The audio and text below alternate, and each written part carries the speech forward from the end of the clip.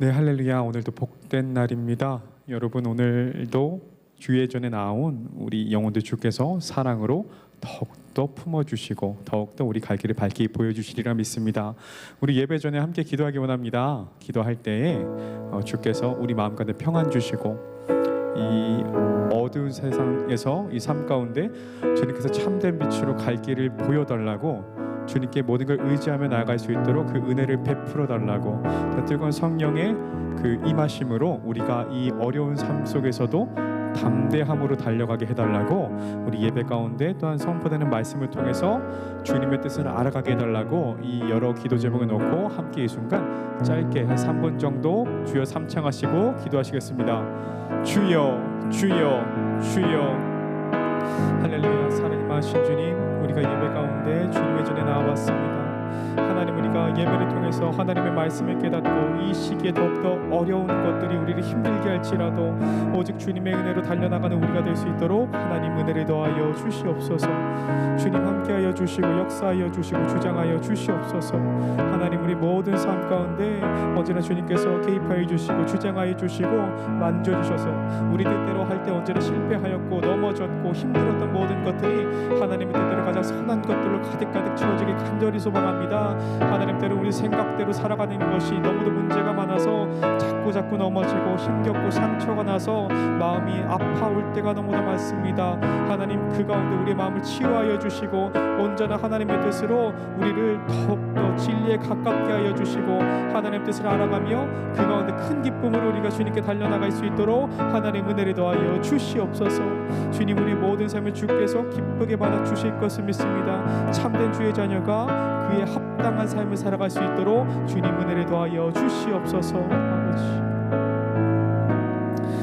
사랑과 은혜가 충만하신 주님, 우리가 하나님의 자녀로서 살아가는 이 모든 것들이 주의 뜻대로 또한 주의 생각대로 되기 소망합니다. 선포된 말씀대로 살아가기 소망합니다.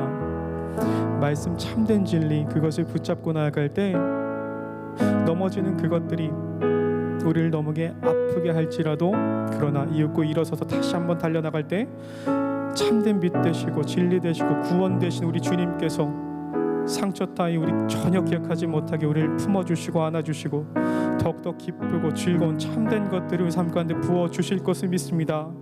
오직 주님의 은혜로 살아가는 우리가 되게 하여 주시옵소서. 이 삶 가운데 더욱더 주님을 부르짖는 우리의 삶이 될 수 있도록 하나님 은혜를 더하여 주시옵소서. 누군가는 묻습니다. 이 시기에 왜 교회 갑니까? 우리는 대답합니다. 이 시기이기 때문에 우리는 하나님을 부르짖습니다. 주님, 우리가 하나님을 부르짖는 것은 우리가 그렇게 태어났기 때문입니다. 주께서 그렇게 지으셨기 때문입니다. 우리의 삶은 오직 주님의 영광을 드러내는데 그 모든 것을 쓸 수 있길 소망합니다. 주님, 이 순간 우리 예배 가운데 좌정하여 주시고 은혜를 더하여 주시고 아이들이 선포되는 말씀을 통해서 오늘 하루, 아니 오늘 내일 일주일 한 달 평생에 살아가는 그 힘들 주께서 말씀을 통해서 더하여 주시옵소서. 하나님, 어디에 있든 주님의 은혜가 동일하게 임하게 하여 주시옵소서. 주님, 이 순간도 주장하여 주실 것을 믿습니다. 이 모든 말씀 우리 주 예수님의 이름으로 간절히 기도드렸습니다. 아멘. 할렐루야. 여러분, 각자의 자리에서 우리 함께 예배드릴 때 결코 쉽지 않음을 우리는 압니다. 그러니까 우리가 더욱더 주님께 달려가야 되는 이 순간인 줄 믿습니다. 여러분, 각자의 자리에서 함께 읽을 때요, 오늘 마가복음 본문 바로 마지막 이야기입니다. 마지막 이야기인데요, 16장 9절에서 20절 말씀입니다. 이 말씀을 근거로 제목은요, 부활의 주님을 만난 이들의 고백입니다. 이 제목을 가지고 우리 함께 마가복음을 살펴볼 텐데요, 마가복음 16장 이야기 여러분 다 찾고 계신가요? 지금 성경책으로 다 펴셔서 우리 마가복음을 다 펴주시기 바랍니다. 저는 잠깐만 조금만 올릴게요.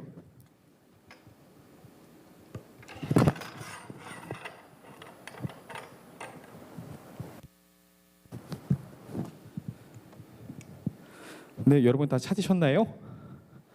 다 찾으셨으면 성경책 보고 함께 봉독하고요. 그리고 찾지 못한 지체들은 앞에 스크린으로 띄어지는 성경 본문 함께 읽으면 되겠습니다. 우리 함께 한 목소리로 합독하시겠습니다. 예수께서 안식 후 첫날 이른 아침에 살아나신 후 전에 7 귀신을 쫓아내어 주신 막달라 마리아에게 먼저 보이시니 마리아가 가서 예수와 함께 하던 사람들의 슬퍼하며 울고 있는 중에 이 일을 고하매 그들은 예수의 살으셨다는 것과 마리아에게 보이셨다는 것을 듣고도 믿지 아니하니라. 그 후에 저희 중 2 사람이 걸어서 시골로 갈 때에 예수께서 다른 모양으로 저희에게 나타나시니 2 사람이 가서 남은 제자들에게 고하였으되 역시 믿지 아니하니라. 그 후에 11 제자가 음식 먹을 때에 예수께서 저희에게 나타나사 저희의 믿음 없는 것과 마음이 완악한 것을 꾸짖으시니 이는 자기의 살아난 것을 본 자들의 말을 믿지 아니함일러라. 또 가라사대 너희는 온 천하에 다니며 만민에게 복음을 전파하라. 믿고 세례를 받는 사람은 구원을 얻을 것이요 믿지 않는 사람은 정죄를 받으리라. 믿는 자들에게는 이런 표적이 따르리니 곧 저희가 내 이름으로 귀신을 쫓아내며 새 방언을 말하며 뱀을 집으며 무슨 독을 마실지라도 해를 받지 아니하며 병든 사람에게 손을 얹은즉 나으리라 하시더라. 주 예수께서 말씀을 마치신 후에 하늘로 올리우사 하나님 우편에 앉으시니라. 제자들이 나가 두루 전파할새 주께서 함께 역사하사 그 따르는 표적으로 말씀을 확실히 증거하시니라. 아멘. 여러분 각자의 자리에서 한번 우리 이렇게 함께 제목을 읽어볼까요? 함께 읽겠습니다. 부활의 주님을 만난 이들의 고백. 다시 한번 읽겠습니다. 부활의 주님을 만난 이들의 고백입니다. 여러분 오늘은 마가복음 최종장 16장 마지막 부분입니다. 여러분 벌써 우리가 이 마가복음 16장 다 같이 함께 읽었다라는 게 굉장히 놀랍습니다. 여러분 마가복음 다 기억하시죠? 기억하실 거라 믿습니다. 여러분 마가복음이 굉장히 짧잖아요. 1장부터 16장. 다른 복음서보다 굉장히 짧단 말이에요. 그래서 간략하게 때로는 호흡이 긴박하게 진행된 것들 아니면 생략된 것들도 충분히 있는데요. 그럼에도 불구하고 마가복음은 우리에게 중요한 것들을 제대로 전달하고 있습니다. 그리고 오늘은 그 마지막의 이야기죠. 여러분 마가복음 물어보면 가장 기억나는 사건이 뭡니까? 혹시 기억하고 계신가요? 오늘 제가 마가복음 먼저 개요 쭉 여러분께 설명드리려고요. 여러분 마가복음 총 16장까지인데 이거를 2개로 나눌 수 있습니다. 어디서부터 어디? 첫 번째는 1장부터 10장까지, 그리고 두 번째는 11장부터 16장까지. 그래서 마가복음을 딱 반으로 쪼갤 수 있어요. 그러면 1장부터 10장까지는 어떤 내용인가 설명드릴게요. 마가복음의 핵심 구절, 그 1장부터 10장까지 내용 중에 이런 구절이 있습니다. 인자가 온 것은 섬김을 받으려 함이 아니라 도리어 섬기려 하고 자기 목숨을 많은 사람의 대속물로 주려 함이니라. 이것은요 1장부터 10장에 대해서 예수님께서 끊임없이 다른 사람들 섬기는 모습들을 보여줌으로 우리가 이해할 수 있죠. 마가복음 전체적인 이루심을 하고 있습니다. 이런 내용들이 있는데요. 아주 간단하게 정리된 거예요. 그림인데 우리 스크린으로 보는 친구들은 잘 보일 겁니다. 아주 간단하게 장마다 한 문장 정도로 정리를 하자면요. 1장이 예수님께서 요단강에서 세례 요한에게 세례를 받으셨죠. 그리고 예수님은 광야로 가셔서 사단의 유혹을 받으셨지만 예수님은 그 유혹도 이기셨어요. 2장에서 3장부터 이제 사역을 시작하시면서 병든 사람 많이 고치시고 12명의 제자들을 부르셔서 함께 다니시고 그러면서 예수님의 모습을 보고 배우도록 그렇게 가르치셨습니다. 그래서 4장에서 5장 예수님은 비유를 통해서 믿음을 가르치셨고요. 또한 우리 예수님은 아픈 사람들 치료해 주시면서 죽은 사람도 살리셨습니다. 6장입니다. 세례 요한은 헤롯 왕에게 죽임을 당했고요. 예수님은 물고기 2마리와 빵 5조각으로 떡 5조각으로 5,000명이 넘는 사람들을 배불리 먹이셨습니다. 그리고 제자들은 예수님이 물 위로 걸어 오시는 것을 보았습니다. 7장에서 8장이에요. 예수님은 유대 지도자들에게 그들의 전통을 지키는 것보다 사랑하라는 율법의 마음을 쏟으라고 말씀하셨습니다. 예수님 또 많은 무리들을 다시 한번 먹이셨습니다. 9장에서 10장입니다. 제자 중에 3명은 예수님이 산에서 엘리야 모세와 함께 계신 것을 보았습니다. 하늘로부터 이는 내 사랑하는 아들이요 라는 하나님의 음성을 함께 들었습니다. 예수님은 다른 사람을 섬기는 자가 참으로 위대한 사람이라고 가르치셨고요. 또한 예수님은 어린아이들을 귀히 여기시면서 이제 그들에 대한 사랑을 이렇게 보여주셨습니다. 이게 첫 번째 부분이라고 생각하시면 될 것 같아요. 그리고 이제 두 번째 후반부죠. 11장부터 16장의 내용이에요. 여기 내용인데요. 이것도 한번 간단히 설명을 해보자면 이제 예수님은 섬기러 오셨을 뿐 아니라 영원한 생명을 주시기 위해 이 세상에 오셨습니다. 예수님은 우리가 그분과 함께 살 수 있도록 자기 생명을 주셨습니다. 예수님은 제자들에게 자신이 예루살렘 갔을 때 어떤 일이 일어날지 미리 말씀해 주셨고요. 훗날 세상에는 또한 어떤 일이 일어날지 말씀해 주셨습니다. 이게 바로 두 번째 내용이에요. 조금 더 자세히 보자면요. 다 기억하실 거라고 믿고 간단하게 앞에 있는 것들 리뷰하는 과정입니다. 여러분 11장에서 12장 백성은 예루살렘으로 들어오는 예수님을 환영했습니다. 종려나무 가지를 들고 환영했죠. 예수님은 백성에게 그가 약속된 메시아임을 보여주셨습니다. 그리고 13장에서 제자들이 예수님께 장차 앞으로 있을 일에 대해서 물어봤고요. 예수님은 자신이 언젠가 반드시 다시 올 것이라고 말씀하셨죠. 이게 무슨 상황이냐면 성전이 무너지고 환란이 임할 때 모든 것은 바뀔 것이다. 그리고 인자가 다시 오겠다는 이런 말씀이죠. 14장이에요. 예수님은 제자들과 함께 식사하시고 잡수시고 그분이 이제 유대 지도자들에게 체포되었던 그 마당에서 기도하셨습니다. 유대 지도자들은 예수님이 죽어야 한다고 말했습니다. 15장입니다. 로마 총독은 예수님을 신문한 후에 그분에게 아무런 죄가 없었음을 알았습니다. 그러나 그 부패한 사람들은요 예수님을 죽이라고 소리쳤고요. 결국 예수님은 십자가에서 죽으셨습니다. 16장은요 예수님의 무덤을 찾아간 여인들이 무덤에 비어 있는 것을 보고 크게 놀랐습니다. 이때 한 천사가 여인들에게 예수께서 살아나셨다고 말해 주었고요. 그리고 예수님은 믿지 못하는 제자들에게 나타나서 너희는 온 천하에 다니며 만민에게 복음을 전파하라고 명령하셨습니다.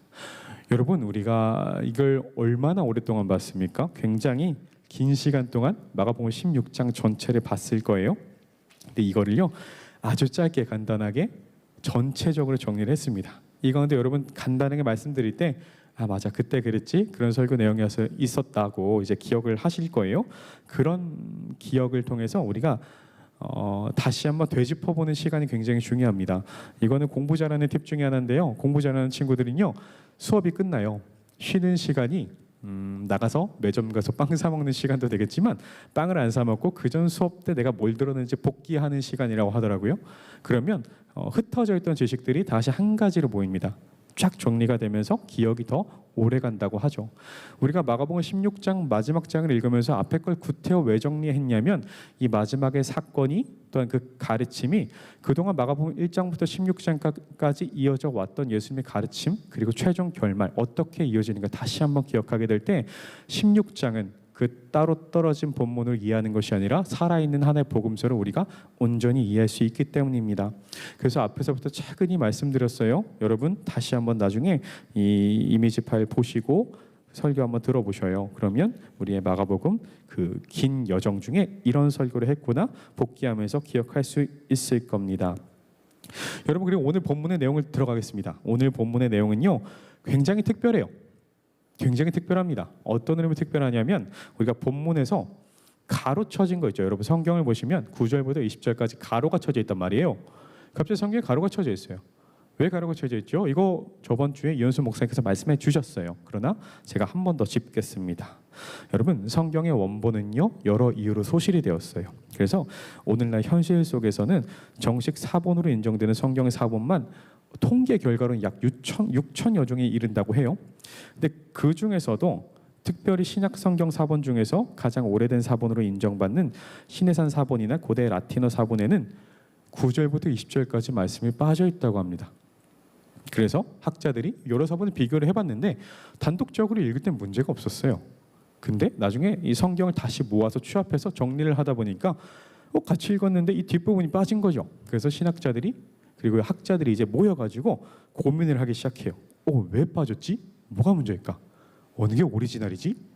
근데 이 내용들을 보니까요.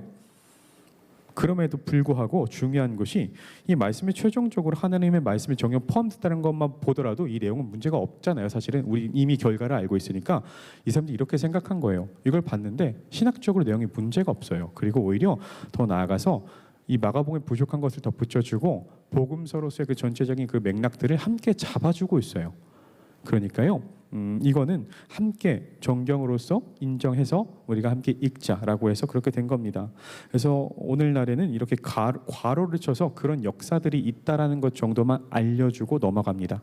그래서 사실은 뭐 사본의 다양한 형태가 있겠지만요, 여러분 마가복음 나중에 읽을 때 저는 이렇게도 읽어봤거든요. 뒷부분을 한번 없애고 읽어보세요. 그럼 굉장히 특이해요. 어색합니다.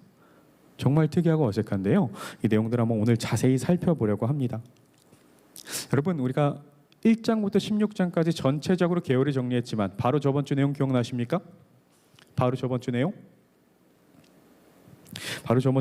우리 예수님의 죽음 뒤에 드러난 사람들이라는 제목이었죠. 그리고 여인들이 있었어요.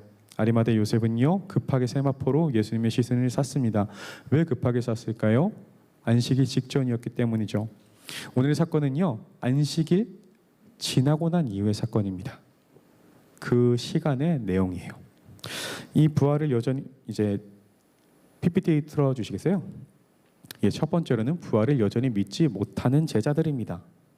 저번 주 본문에서 여자들이 향품을 사들고 가려고 준비를 해놨다고 했어요. 그리고 오늘 올라갑니다. 어디로 가냐면 무덤가로 올라가요. 근데 거기서 누가 있었냐? 어떤 천사가 있어서 예수님께서 살아나셨다고 이렇게 했죠. 그게 저번 주까지 내용이라면 오늘 본문에서는 이제 그 이후의 내용이에요. 여러분, 제가 저번 주 내용이 아니라 이게 조금 말이 꼬였는데요. 죄송해요. 그건 저번 주까지 내용입니다. 그리고 나서 나타난 그 사건이에요. 그때 당시만 해도 이제 여자들은 예수님을 보고 놀랐어요. 굉장히 크게 놀랐죠. 왜냐하면 사람은 죽었다 부활할 수 없다고 믿었기 때문이에요. 물론 이적들을 예수님께서 마가복음에서 한 번도 살린 적이 없었나? 사실은 있었어요. 죽은 사람 살렸죠. 나사로도 살렸잖아요. 근데 그것은요, 다른 병을 고치는 거나 귀신을 쫓았던 것처럼 빈번하게 나타났던 어떤 이적의 행위는 아니었습니다. 그러니까 사람들에게는 그것은 결코 일반적인 상황이 아니었다고 인식을 할 수밖에 없었어요. 근데 무덤가에 갔는데 예수님이 없어요. 시체가 없었단 말이에요. 그리고 예수님이 살아났다고 말했던 사람을 보고 도망갔죠. 그 이후에 예수님께서 막달라 마리아에게 나타나서 보여주셔요. 그리고 여인들이 이제 예수님 부활했다라는 사실을 알게 되고 받아들이기 어려웠지만 실제로 살아난 예수님의 그 모습을 보고 나서 사람들에게 말합니다. 제자들이요, 이 말을 들었어요. 여러분, 제자들이 믿었을까요? 우리 첫 번째 제목 기억나시죠? 부활을 여전히 믿지 못하는 제자들입니다. 이 건너 들은 말로는 이 말을 믿을 수가 없었어요. 당연히 그들은 믿을 수 없었어요. 슬픔과 그 비참함과 비통함 속에서 자신들이 믿어서 따라왔던 내 모든 삶의 생계까지 다 버리고 그물까지 버리고 왔던 그 예수님이 내 눈앞에서 죽었던 충격이 언제 씻어졌겠어요. 그 충격 속에서 여전히 있는데 이 사람이 살아났다는 건 믿을 수 없단 말이에요. 나는 충격에 있고 힘들죠. 힘드니까 믿을 수가 없어요. 믿을 수 없으니까 힘들고 힘들어서 믿을 수 없는 거죠. 약간 말장난이지만 다 그렇게 되는 거예요. 그래서 이 제자들은 사람들의 말을 못 듣습니다. 그래서 예수님이 어떻게 하셨냐? 바로 두 제자들, 어디로 가고 있던 두 제자들. 이게 누가복음에서는 그 두 제자들이 엠마오로 가고 있다고 설명을 해요. 그 두 제자들에게 예수님께서 나타나셔요. 그리고 나타나셔서 그리고 보여주시죠. 내가 부활했다는 것을 보여주시는데 그 두 제자들이 그래서 놀라서 쫓아가서 다른 제자들에게 말하죠. 예수님이 정말로 부활하셨다. 그런데 또 질문, 이 다른 제자들 그 말을 듣고 믿었을까요? 안 믿었을까요? 만약에 믿었으면 이 이야기를 할 이유가 없겠죠. 믿을 수가 없었단 말이에요. 그들은 똑같은 이유로 이 상황에서 힘들어서 믿을 수 없었고 믿을 수 없기 때문에 힘들었고, 근데요 그 상황에도 나타나십니다. 문제가 뭐냐면 제자들은요 이전에 앞에서 진작 다 들었단 말이에요. 예수님께서 이 성전이 무너질 것이다. 그리고 모든 것이 바뀔 것이고 내가 죽을 것이다. 다 말씀하셨어요. 그랬는데 기억을 못하죠. 살아나실 거라고 말씀하셨던 것도 기억을 못해요. 한 번도 말하지 않았던 거에 대해서 처음 듣는 거라면 문제가 없습니다. 근데 들었던 건데 모른다면 문제가 있죠. 이 사람들은 들었음에도 몰랐고 이렇게 다시 부활했다는 사람들의 증언을 들었음에도 또 믿을 수 없었어요. 그래서 예수님은요, 첫 번째로는 이 막달라 마리아에게 나타나시고, 그 다음에는 두 제자들에게 나타나시고, 그럼에도 못 믿었던 제자들 모여 있을 때 나타나십니다. 여러분, 우리는 어떤 사람입니까? 예수님의 부활을 믿는 사람입니까? 아니면 부활했다고 그 소리를 듣는 이 상황 속에서도 믿지 못하는 사람들입니까? 우리 한번 되돌아보셔야 됩니다. 네, 다음입니다. 만민에게 복음을 전파하랍니다. 예수님이 그 다음에 그 두 명의 제자 이후에 그 다른 이제 제자들 앞에 나타나셨는데, 거기가 어디였냐면 그들이 한데 모여 식사하는 자리에 이제 예수님께서 나타나셨어요. 그리고 나서 제자들을 꾸짖으십니다. 왜 믿음이 없냐고? 왜 그렇게 마음이 완약해서 이렇게 살아난 것을 본 사람들 이야기조차도 듣지 않냐고 제자들을 굉장히 강하게 혼내셨어요. 그리고 나서 예수님께서 십자가에 달리시기 전부터 수없이 말씀하셨던 것들은 이제 부활의 주님을 직접 만남으로 그들은 다 기억해왔을 것입니다. 제자들은 이제 입이 두 개라도 당연히 할 말이 없죠. 자기가 그렇게 들었고 배워왔던 것이 실제로 눈앞에 나타났으니까 이제는 뭐 변명 핑계할 수도 없는 상황까지 갔습니다. 그래서 놀랐죠? 놀랐어요. 근데 여기서 끝나냐? 아니에요. 예수님은 여기서 부활의 기적을 보여주신 것만으로 마무리하지 않으시고 더 나아가서 어떤 명령을 주시는데 우리는 이것을 지상명령이라고 합니다. 바로 어떤 말씀이냐면 만민에게 복음을 전파하라 라는 15절 말씀입니다.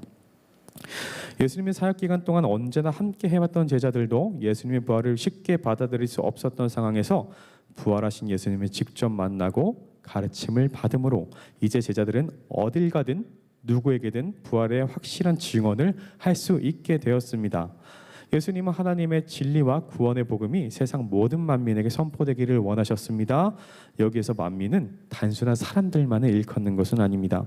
하나님께서 지으신 모든 피조물, 세상 모든 것들에게 참된 진리가 선포되기를 원하셨습니다.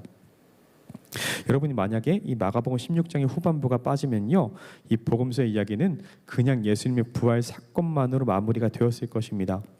그러나 이 괄호 안에 기록이 된 내용이 후에 첨부됨으로써 사람들은 부활 이후에 부족했던 제자들이 부활의 기적을 체험하고 그리고 부활의 주님을 확실히 증언할 수 있게 되었습니다. 그래서 마가복음의 후반부는요, 예수님의 부활 이후 제자들에게 그리고 우리에게 주시는 지상 명령입니다. 이 마지막의 의미, 여러분 다시 한번 생각해 봅시다. 제가 일부러 마가복음 1장부터 16장까지 쭉 설명하고 나서 오늘의 본문 마지막을 설명했어요.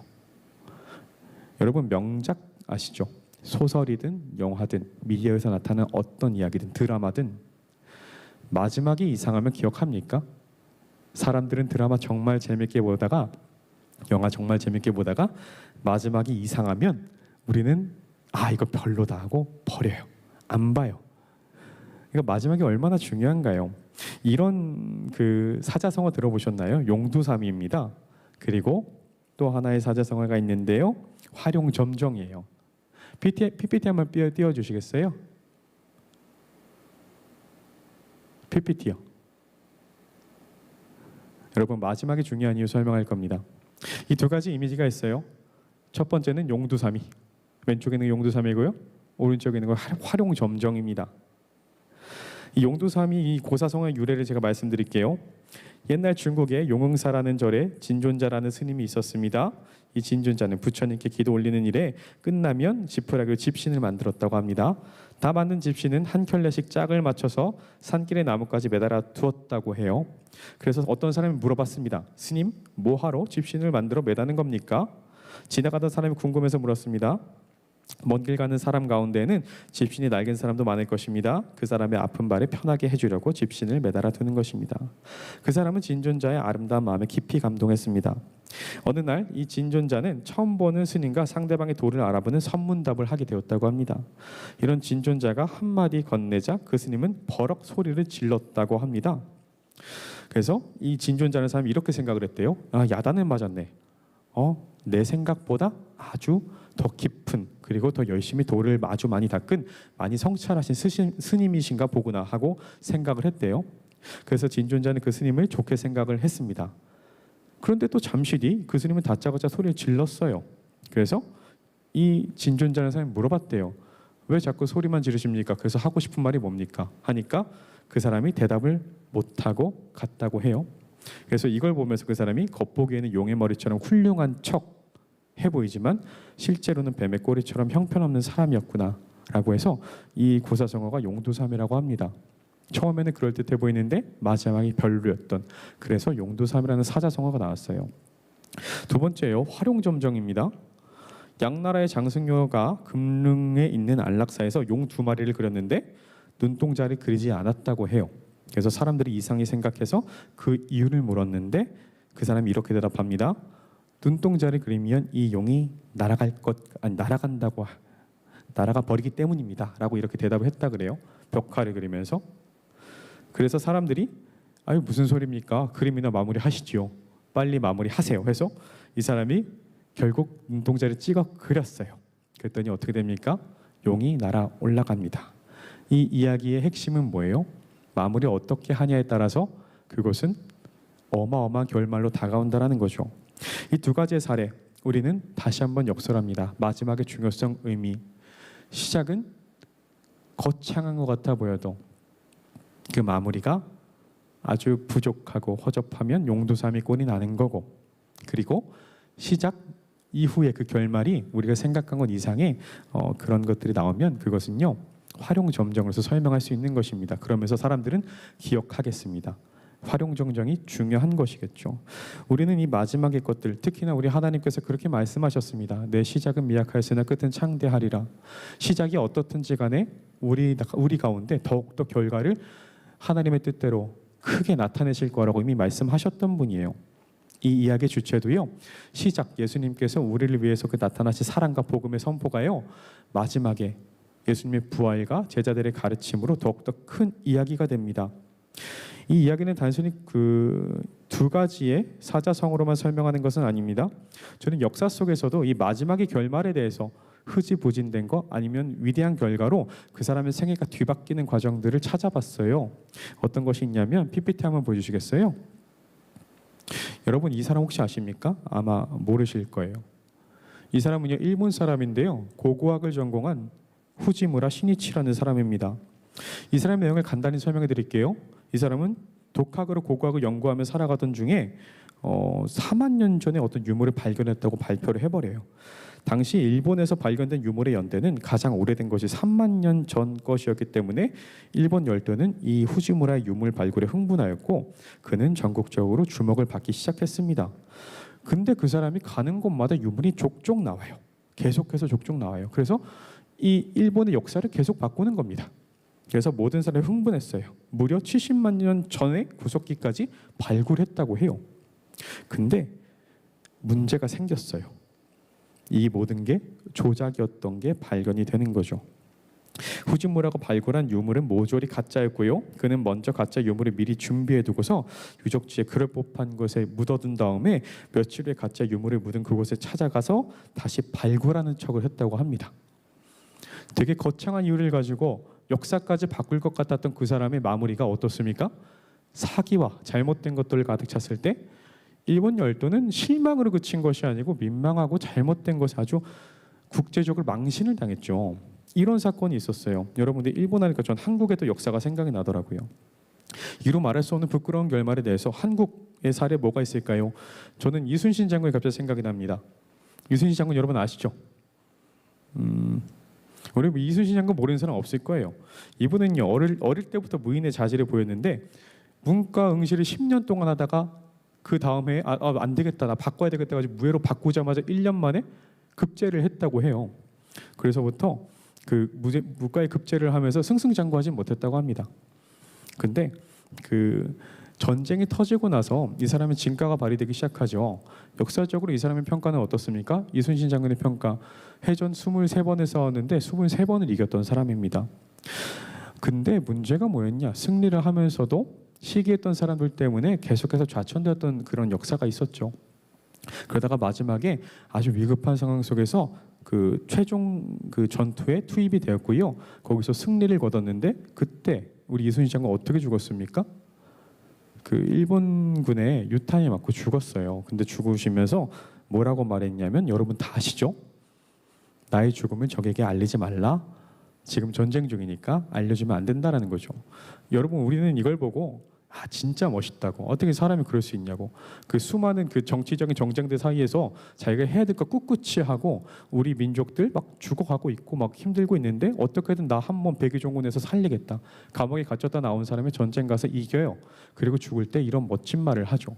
그래서 우리는 이순신 장군을 잊을 수가 없습니다. 일단 뭐 동전에도 있고 여러분 광화문에도 있고 우리는 이 사람의 마지막이 그 사람의 모든 일대기 가운데서도 이 마지막을 통해서 이 사람을 더 기억할 수 있게 된 사건을 봤기 때문이죠. 제가 이런 이야기들을 왜 말씀드리는 겁니까? 마가복음 이 짧은 복음서에서요 1장부터 16장까지 아주 급격하게 그리고 또한 때로는 이제 급하게 어떤 진행되었던 사건들 빠르게 진행했던 사건들이 16장에서 마무리되는 이 와중에 우리는 이 마가복음을 어떻게 받아들이고 있는가 다시 한번 생각해 보기 위함입니다.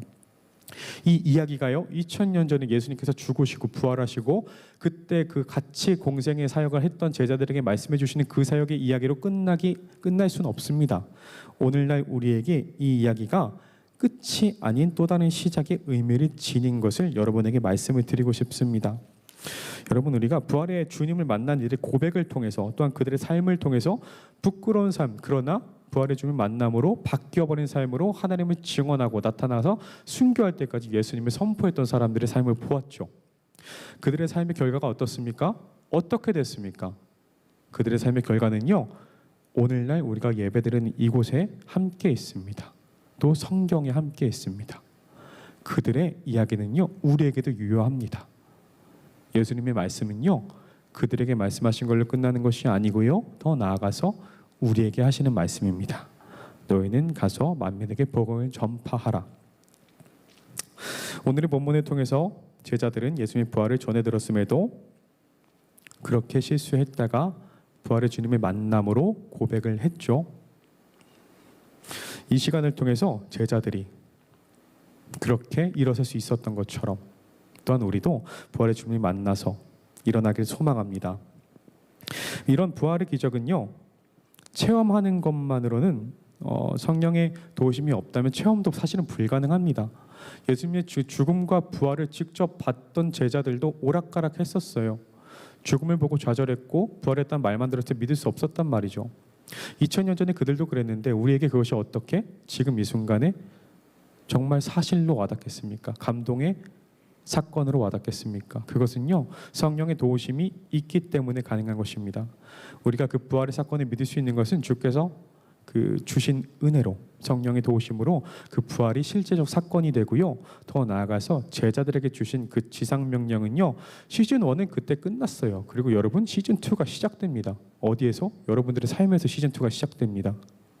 여러분들의 삶 가운데 또한 나타난 하나님의 은혜로 그 부활을 그 믿음으로 또한 그것을 선포함으로 나아가는 제자의 삶을 살아가는 우리 중등부 모든 구성원이 되기를 간절히 소망합니다. 우리 같이 좀 올라와서 기도를 하기 원하는데요. 홀마팀 올라와 주시겠어요? 오늘 제가 하고 싶은 말씀은요 이겁니다. 반주 주시겠어요?